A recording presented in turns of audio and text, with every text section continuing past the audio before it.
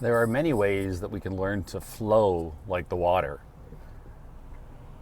If we brainstorm, I'm sure there's as many different ways as there are people out there to come to a comfortable way to flow instead of fight or flee or flight or freeze when things come into our lives. I know for me, one of the best times to flow was whenever I'm playing a sport. When I'm playing a sport, my mind shuts off. You have to be in the present moment to play the sport. So there's an absolute flow there. Another time for me is anytime I'm in the wilderness going for a walk. Absolutely peaceful flow. Now that one was interesting. I had to reteach myself to flow when I went for walks. At one time, in the depths of my anxiety and depression, when I was taking my dog for a walk, I'd have my mind racing on things and worrying about things a lesson I had to teach tomorrow, or something that went wrong at work that I wasn't happy with, or all sorts of things. My mind would just be racing, and that racing never helped solve things. It just caused more angst. So what I learned to do, and I call this my mindfulness tree walk. As I'd go for a walk, I'd focus on one tree and look at that tree and look at its leaves and its bark and just appreciate that tree for being a tree.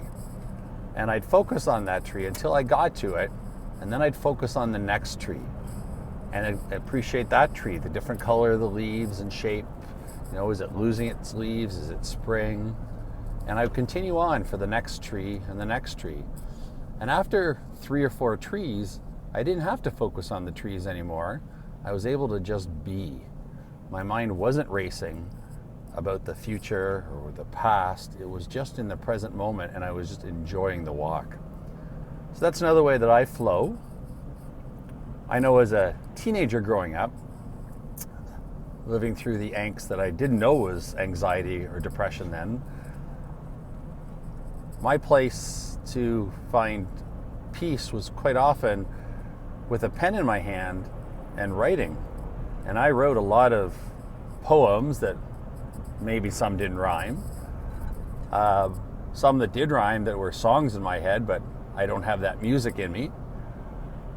But I look back at it when I wrote them, by putting them on paper and expressing them, it put them in a state of made sense, of balance.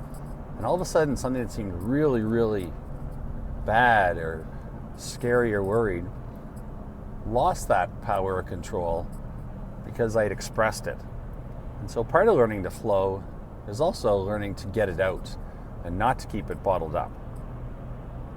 If we keep angst, stress, anxiety inside of us bottled up, it's like a pot that's boiling on the stove, and you got it on high and it's starting to bubble, and if you don't let some of that steam off, that pot's going to blow. But if you do let the steam out a little bit, slowly, everything bubbles along and boils nicely. So learning to flow is really powerful by letting some of it out in a healthy manner. That's all for now.